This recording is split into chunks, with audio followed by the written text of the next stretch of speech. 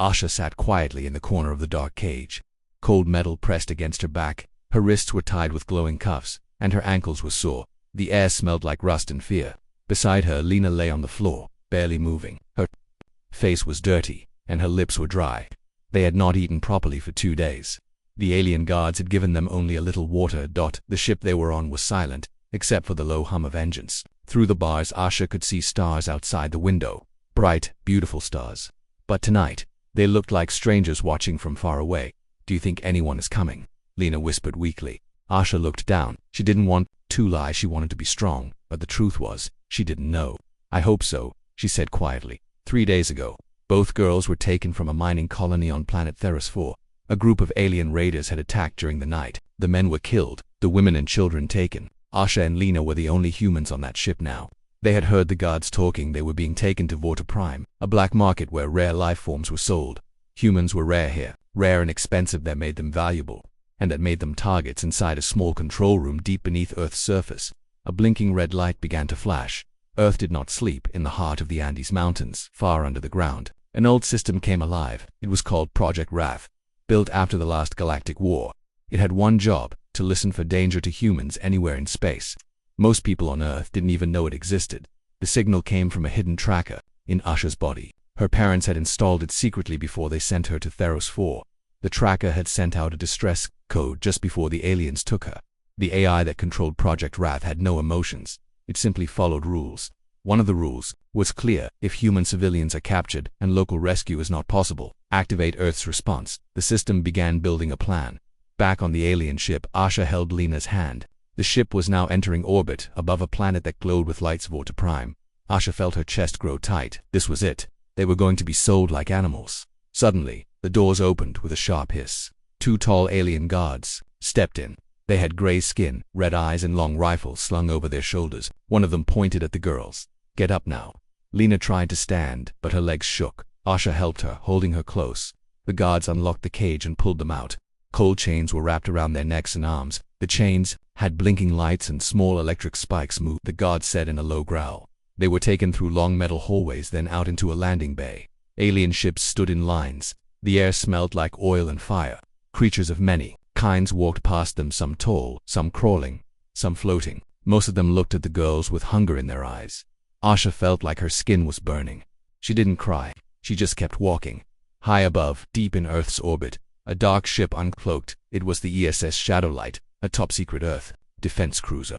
Inside, Commander Rhea stood silently at the center of the command deck. She wore black armor and a calm, focused expression. Her second-in-command, LT Mara, spoke. "Signal confirmed. 2 human girls being taken to auction." Rhea nodded. "Prepare infiltration team.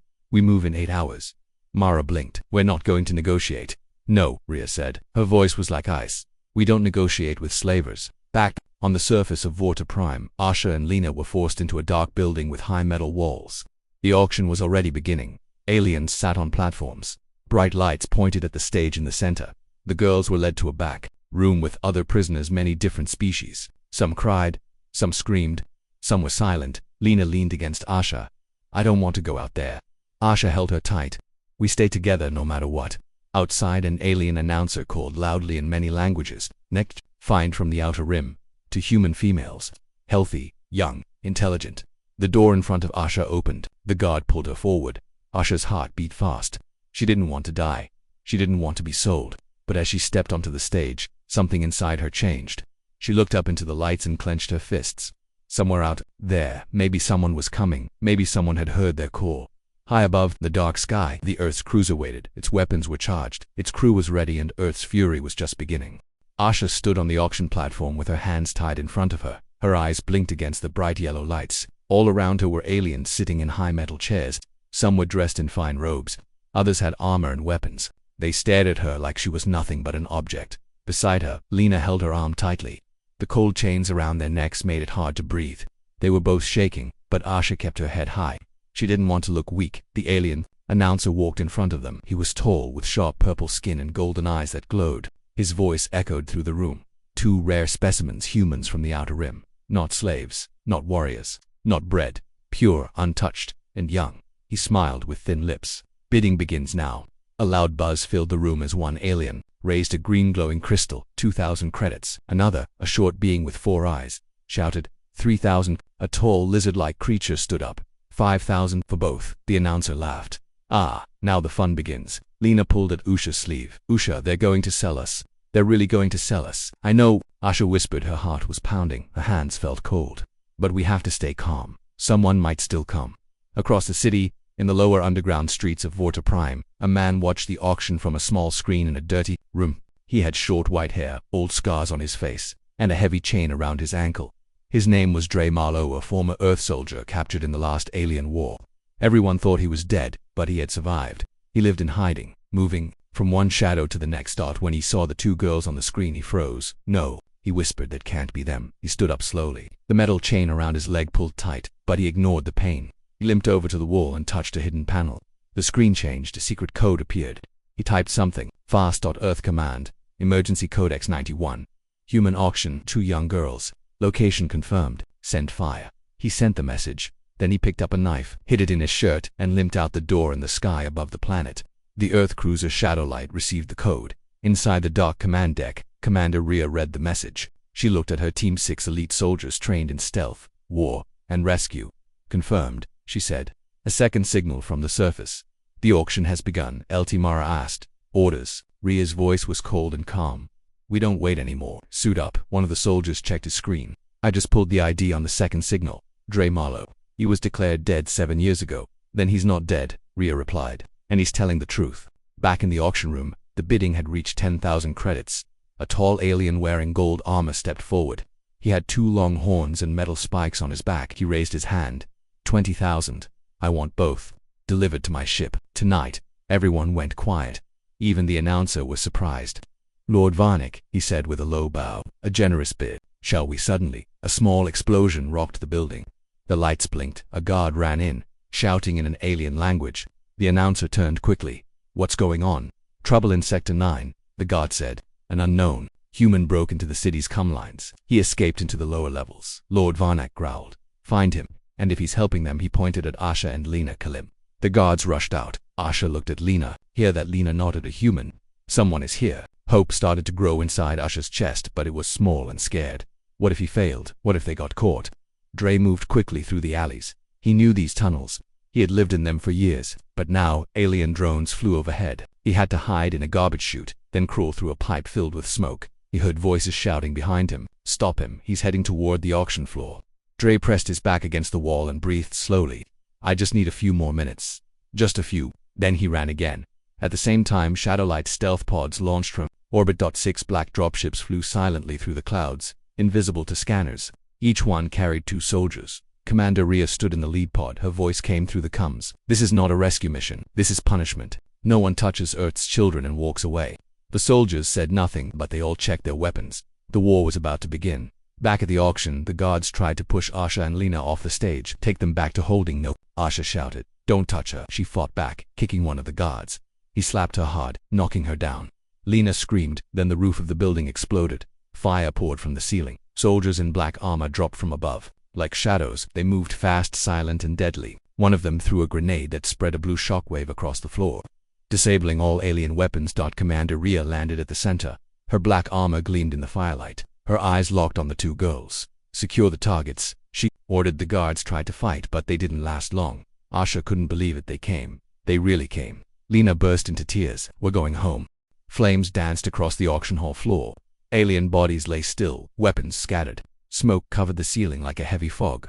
Loud sirens rang in the distance as chaos spread through the city. But in the middle of it all, Earth's soldiers stood calm, strong, silent, deadly. Commander Rhea walked forward, stepping over broken stone and fallen aliens. Her eyes scanned the room. She pointed to Asha and Lina, still chained but alive. Secure them, she said. 2 Earth soldiers moved, fast. One of them pulled out a small tool and cut the chains from Asha's wrists. The other gently helped Lina to stand. Asha looked up at the soldier. Who are you? Earth Defense Command, he said. You're safe now. But they weren't safe yet. Not really. Outside, alarms began to ring across Vorta Prime. The sky above the city turned red. Towers lit up as alien warships began to take flight.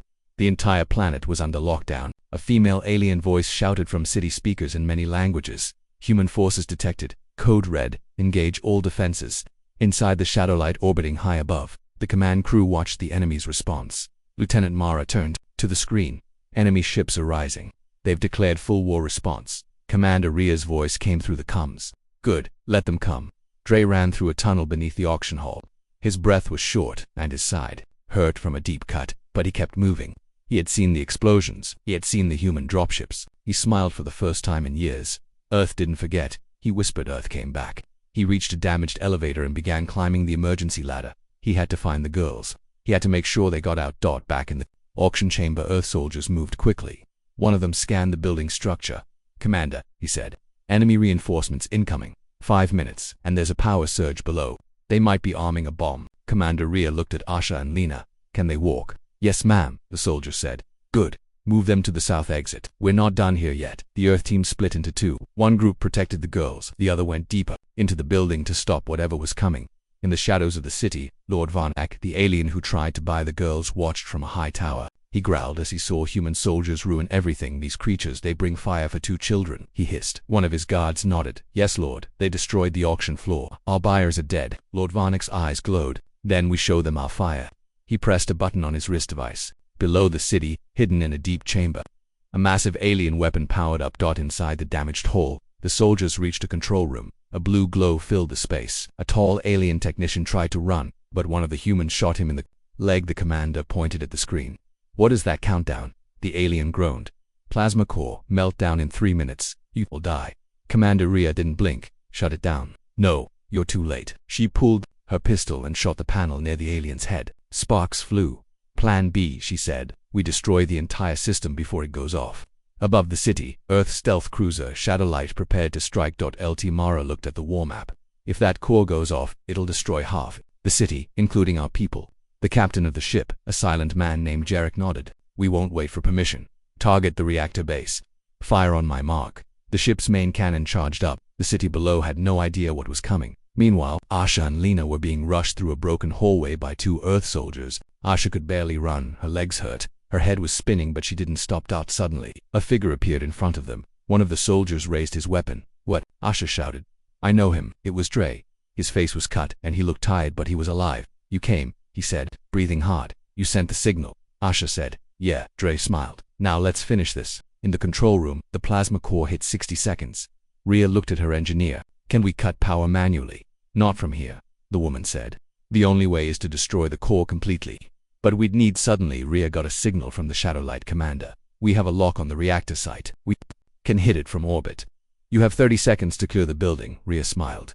Do it. She turned to her soldiers. Everyone out now. They ran. Fire chased them through the halls. Outside the building, Asha, Lina, and the rest of the team reached the open street. Behind them, the sky turned white. Shadowlight fired its main weapon. A single beam of energy shot down from the clouds. It slammed into the auction hall, cutting through stone, steel, and circuits. The plasma core exploded inward, then out, apart the black market's heart in a blast of red fire.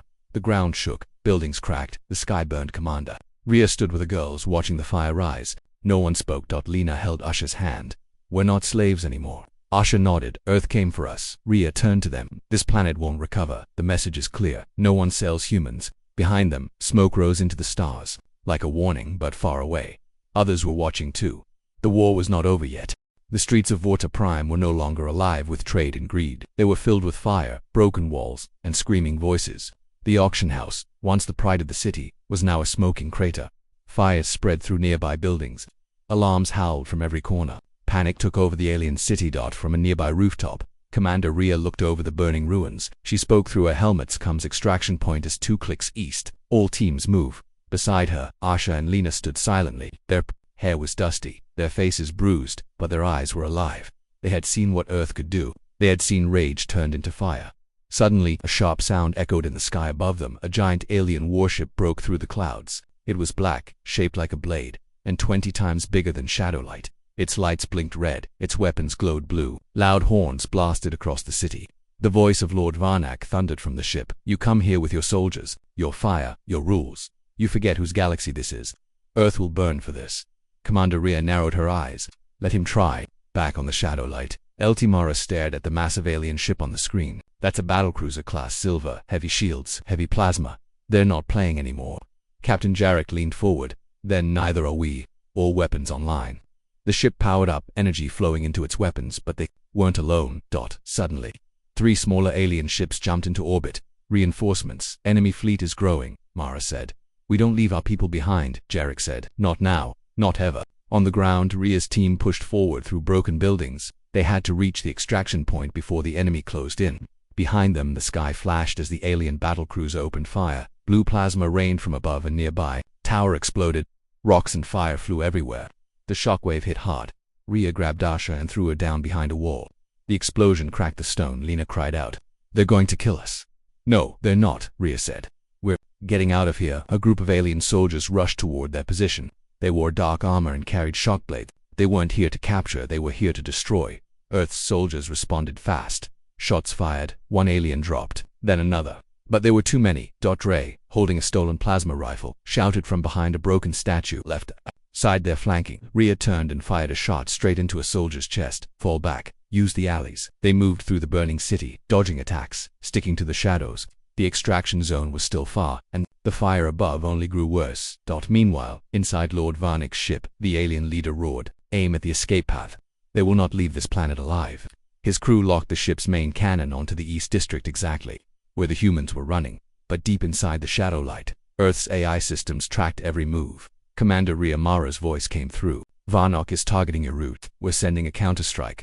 "Do it," Ria answered. "Hit them hard." In orbit, the stars lit up. The shadow light's rail cannons fired first, tearing through one of the smaller alien ships. A giant blast followed, shaking space itself. Then Earth launched something new, something terrifying. A stealth missile flew from the dark side of the cruiser. It moved without sound, slipping past enemy defenses. It struck the underside of Lord Varnick's ship. A fireball exploded through the sky. Alarms went off inside the alien ship. "We've been hit," a voice shouted. VAR and OK slammed his fist on the command rail. "I will not lose to humans." On the ground, the human team reached the top of a broken tower. "This is the point," one soldier said. Above them, a drop shuttle raced through the smoke, dodging plasma fire. The side doors opened. Ria pushed Asha and Lina forward. "Get in now." Dre helped the girls into the shuttle. He turned back, ready to help cover the others. That's when it happened. A huge alien warrior twice the size of a man charged from behind the rubble. Its eyes burned red. It was the same monster that tried to buy Asha and Lina at the auction. "You belong to us," it growled. It pulled a large blade and ran straight at them. Dre didn't think. He turned and fired once, twice. The shots hit, but the beast didn't stop. Commander Ria stepped in front, her plasma pistol glowing. She fired a full shot straight into the creature's chest. It exploded into ash. She looked back at Dre. "No one touches Earth's children again." The shuttle lifted off as more blasts fell behind them. The city of Vorta Prime was broken. Its towers burned. Its sky was filled with fire. Inside the shuttle, Asha held Lina close. For the first time in days, they were safe. Dre sat down, breathing hard. "I thought we'd never get out." Commander Ria looked at them and said, "You just showed the galaxy what happens when someone crosses Earth." In space, the shadow light fired one last time. Its beam hit the center of Varnick's battlecruiser. The alien ship cracked in half, flames spilling into the stars. The humans didn't stay to watch it fall. They turned their ships toward Earth.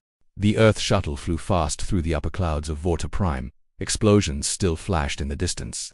Smoke trails curled up toward the stars. But inside the shuttle, there was silence. Only the soft hum of engines and the heavy breathing of survivors. Asha sat beside Lina. Their hands were still holding each other. Their faces were dirty, but their eyes had fire. They had been chained. They had been sold. But they had not broken. Commander Ria stood in the center of the cabin, her armor scratched from battle. She looked at the two girls for a long moment. Then she finally spoke. "You both fought hard," she said. "You stayed strong when others would have given up." Asha nodded slowly. "We had no choice. We had no one." "Now you do," Ria said. "Now you have Earth." The shuttle shook suddenly as it entered the outer atmosphere. Dre looked out the side window. 2 more alien ships were rising from the far side of the planet. "They're not done yet," he said. "They're sending hunters." The pilot's voice came through the speaker. "We're being tracked. They're closing in fast." Commander Ria grabbed the radio. "Shadowlight, we need support. Incoming enemy ships. 80-90 seconds." High above, in the darkness of space, the ESS Shadowlight turned sharply. Its engines flared blue as it changed course. Lieutenant Mara looked at the radar. 2 bogies tracking the rescue shuttle. Closing fast. Captain Jarek's jaw tightened. "Launch Falcon drones, cover our people." From the belly of the Earth ship, 4 sleek drones dropped into space. Their wings snapped open, engines roaring. They shot toward the enemy ships like silent birds of war. In the shuttle, Lina looked scared again. "What if they shoot us down?" They won't, Asha said, but her voice trembled too. She was trying to be brave. She had to be. Commander Rhea knelt in front of them. You girls have done more than enough. Now let us handle the rest. Dre loaded a fresh battery into his plasma rifle. If they want to fight, they picked the wrong shuttle. In space, the Falcon drones reached the enemy. The first drone hit with a burst of red fire, breaking through one ship's engine. The alien ship spiraled out of control, crashing into debris. The second enemy ship fired wildly, blue bolts cutting through the sky, but the drones were faster. They struck again. The enemy ships were gone, target eliminated.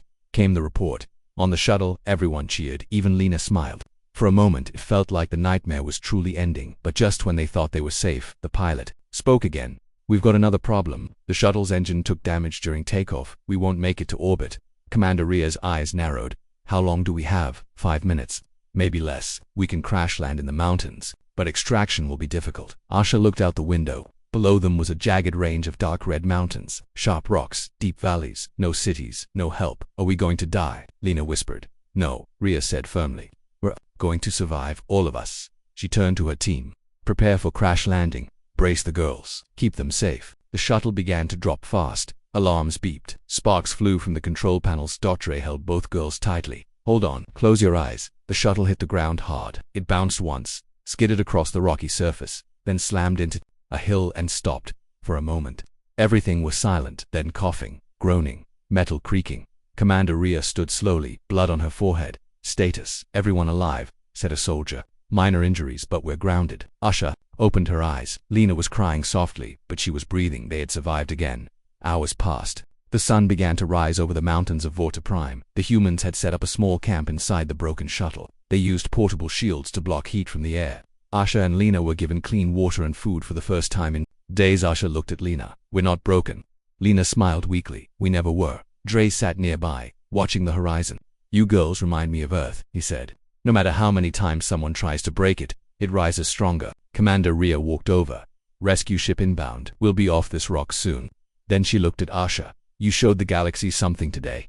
You didn't cry for mercy. You didn't beg. You waited. And when Earth came, you stood tall. Asha looked down. I was scared. Courage isn't the absence of fear, Rhea said. It's standing up while afraid. In orbit, the Shadowlight sent one final message into the galactic network. This was not a rescue. This was justice. And if you ever touch our people again, there will be no one left to bury you. Across the stars, alien empires received the message. Some were angry, some were scared, but all of them understood. Earth was no longer silent. The sun over Vorta Prime was rising behind the jagged mountains.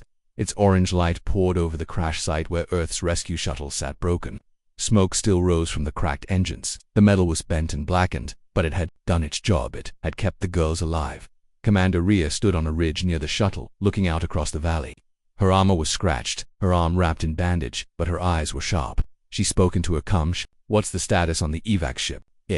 Mara's voice replied, calm but tense. Extraction team is 14 minutes out, but we've picked up heat signatures moving toward your location. Not friendly. How many? Rhea asked. At least 20, maybe more. Heavily armed. Rhea sighed. Then we make our stand here.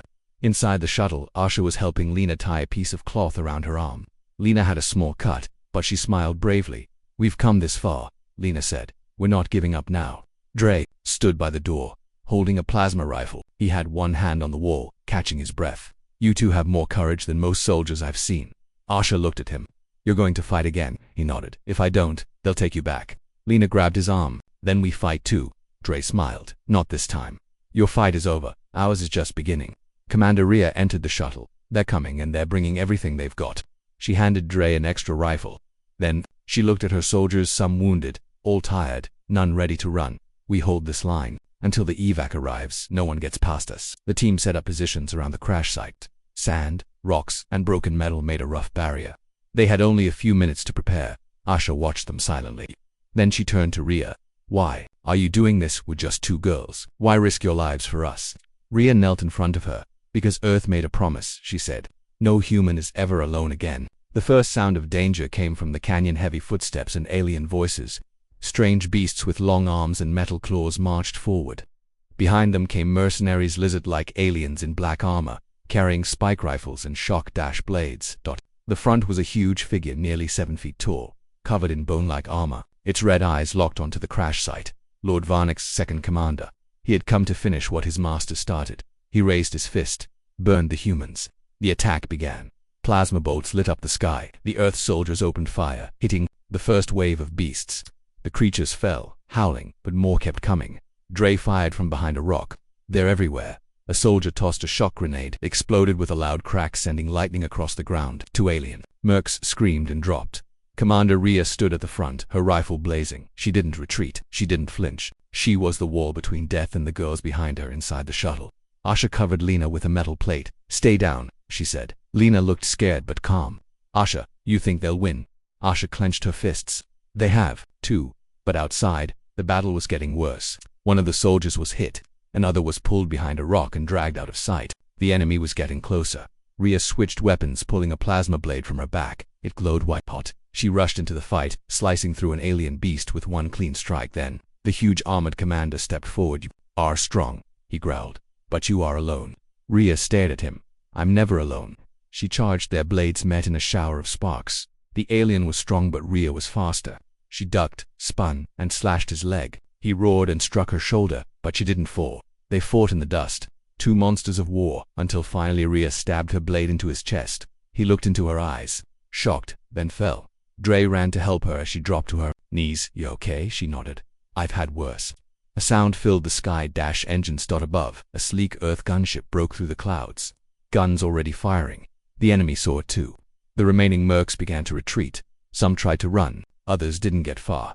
Within seconds, the gunship landed near the shuttle. Earth soldiers in clean armor rushed out, weapons ready. Commander Rhea stood up. "Evac team, you're late." "Traffic," the new commander joked inside the shuttle. Asha helped Lina to her feet. "It's over," she whispered. They stepped out into the sun, smoked behind them, and saw the Earth flag painted on the side of the rescue ship. Tears filled Lina's eyes. "That's our world." Dre smiled. "Welcome home." The girls were carried inside. Commander Rhea looked back. One last time at the mountains of Vorta Prime. It had been a place of pain. Now it was a graveyard for anyone who thought humans could be broken. As the gunship lifted off, a single message was sent from the surface to it. Girls survived. Earth came for them, and it brought claws and steel. The Earth gunship soared high above the red mountains of Vorta Prime.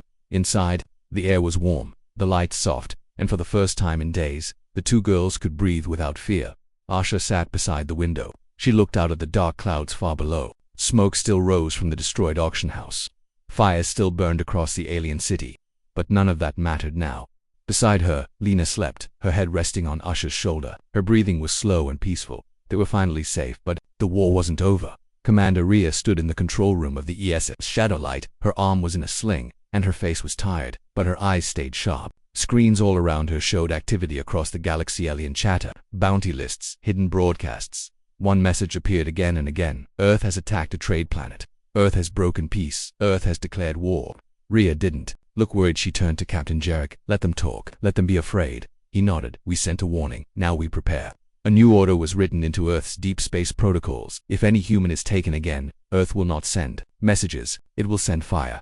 Back in the medbay, Dre sat beside the girls. His injuries were wrapped, but his old strength was returning. He held a small holochip in his hand and looked at Asha. "I thought I'd never see Earth again," he said. "Now, you're going back for me." Asha looked at the chip. "What's that?" "My daughter's last message," Dre whispered. "I lost her during the first raids. I promised I'd keep others safe, even if I never saw her again." Asha reached out and squeezed his hand. "You did keep us safe." The Shadowlight entered jump mode, and within moments, the stars bent and twisted. Then came the familiar glow of Earth's system, the blue planet shining like a gem in the darkness. As the ship slowed near orbit, Lina woke up. She blinked and stared out the window. "Is that really it?" she asked softly. Asha smiled. "That's home, the planet, who had never looked more beautiful." The docking port opened. Soldiers stood in perfect rows. Medics rushed to help the injured. Journalists tried to ask questions, but Earth defense blocked them off. The president of Earth's Unified Council stood at the front, waiting. When Asha and Lina stepped out, the crowd went silent. Two girls, dirty and tired, walked onto the landing, pat like they had marched through hell, because they had. The president stepped forward. "Welcome home. You've reminded all of us who we are." She raised her hand, and the crowd erupted into cheers. People didn't see two rescued girls. They saw two survivors. Two symbols of Earth's unbroken will. In the following days, the entire galaxy heard the story.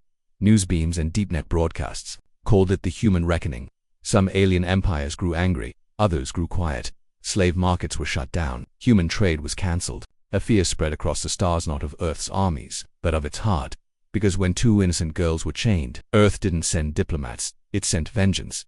Asha and Lina were taken to a recovery center on Earth's moon. There were gardens, sunlight filters, and calm silence. No alarms, no chains, no auctioneers, just peace. One morning, Asha stood under an artificial tree, holding a flower in her hand.